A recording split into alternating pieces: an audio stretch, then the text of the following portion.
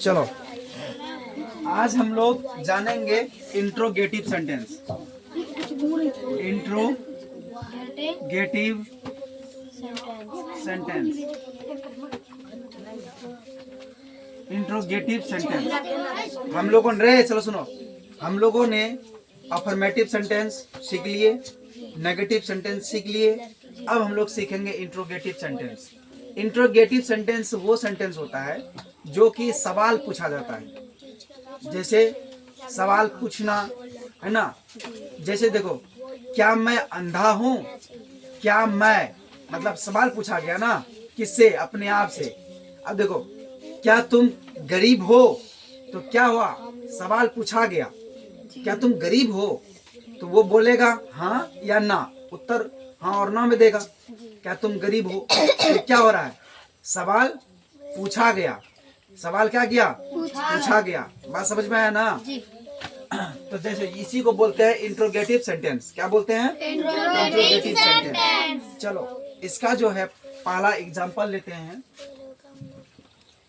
क्या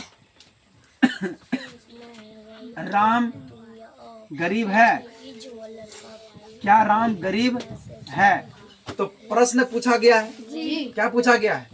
प्रश्न पूछा, इसीलिए प्रश्नवाचक का चिन्ह लगता है। बात समझा? इसलिए किसका चिन्ह लगता है रे? प्रश्नवाचक का चिन्ह लगता है। कोई दिक्कत नहीं? आगे समझ में? चलो, क्या राम गरीब है? प्रश्न पूछा गया। अब यह हिंदी में है तो इंग्लिश में प्रश्नवाचक का चिन्ह देंगे। ठीक है? अब देखो, क्या राम, देखो यहाँ क्या, तो राम के साथ क्या लगेगा? नाम है। सबका मुंह खुलना चाहिए। नाम के साथ क्या लगेगा? इज लगेगा, है ना? इज लगेगा। तो हम राम इज लिखेंगे नहीं, इस बार उल्टा होगा। इज पहले लिखेंगे, उसके बाद राम लिखेंगे।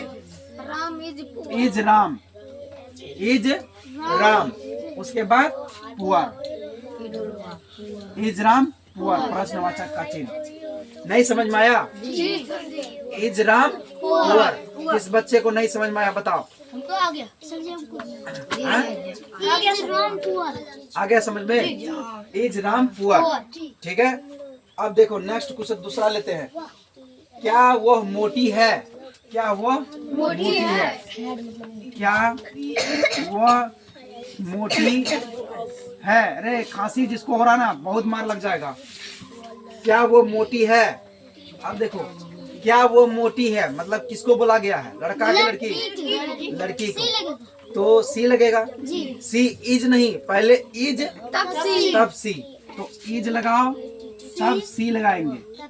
देखो जिसमें क्या लगा रहेगा तब ये ऐसे ट्रांसलेशन बनाएंगे, याद रखना। इज सी मोटी का इंग्लिश है, और ये प्रश्नवाचक का चिन्ह। सबको समझ में आ गया? इसका फॉर्मूला है। इसका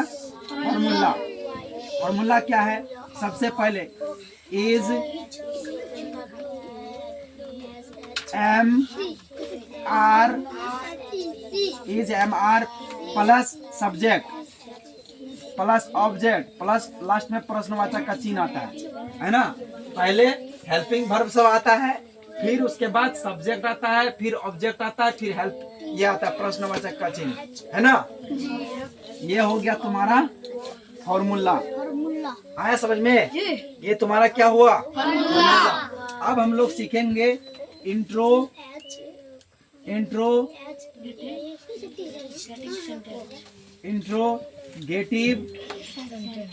negative sentence. Interrogative negative sentence सीखेंगे। इसका नेगेटिव लग गया मतलब समझ रहा है? नहीं का यूज होगा। जैसे क्या वो मोटी नहीं है? नहीं समझा? कितना आसान है बताओ? आसान है कि नहीं? अगर ध्यान से पढ़ोगे ना तो अंग्रेजी सीख जाओगे। अब देखो बस इसमें क्या लग जाएगा? नहीं लग जाएगा। मतलब इंट्रोगेटिव नेगेटिव। जैसे देखो, क्या राम गरीब नहीं है? क्या राम गरीब नहीं है? क्या राम गरीब नहीं है? प्रश्नवाचक का चिन्ह। ठीक है? क्या राम गरीब नहीं है? देखो तो सबसे पहले इज लगेगा। जी is is Ram not not poor प्रश्नवाचक का चिन्ह। जी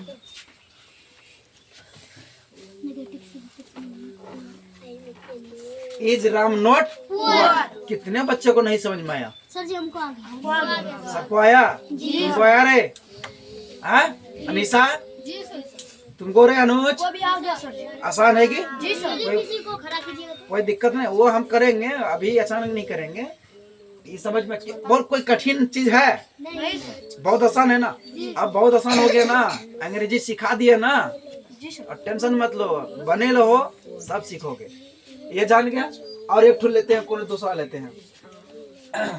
क्या आप भाग्यशाली नहीं हैं? क्या आप भाग्यशाली नहीं है? प्रश्नवाचक का चिन्ह। क्यों प्रश्न पूछा गया है? प्रश्न पूछा गया है। क्या आप भाग्यशाली नहीं हैं? तो देखो क्या यहाँ आपका इंग्लिश क्या होता है? यू। आपका इंग्लिश यू के साथ क्या लगता है? आर। तो सबसे पहले आर, उसके बाद यू, उसके बाद नॉट। आर यू नॉट भाग्यशाली का लक्की या लक, LUCK लक। समझ में आया ना? Are you not lucky, lucky लिखो LUCKY lucky. Are you not lucky? नहीं समझा? क्या तुम भाग्यशाली नहीं हो? समझ में आया ना रे? क्या आप भाग्यशाली नहीं हैं? मतलब आर यू नॉट लक्की। आगे समझ में। अब इसका फॉर्मूला क्या होगा सुनो। सबसे पहले इज एम आर लगता है। इज एम आर सुनो plus subject plus object. A subject के बाद ऑब्जेक्ट नहीं, नॉट प्लस ऑब्जेक्ट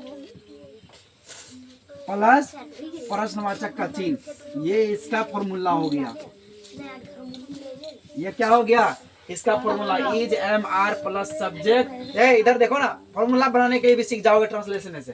देखो सबसे पहले हेल्पिंग वर्ब का यूज होता है ना? देखो ना, इज एम आर का पहले प्लस, फिर प्लस कर दिए।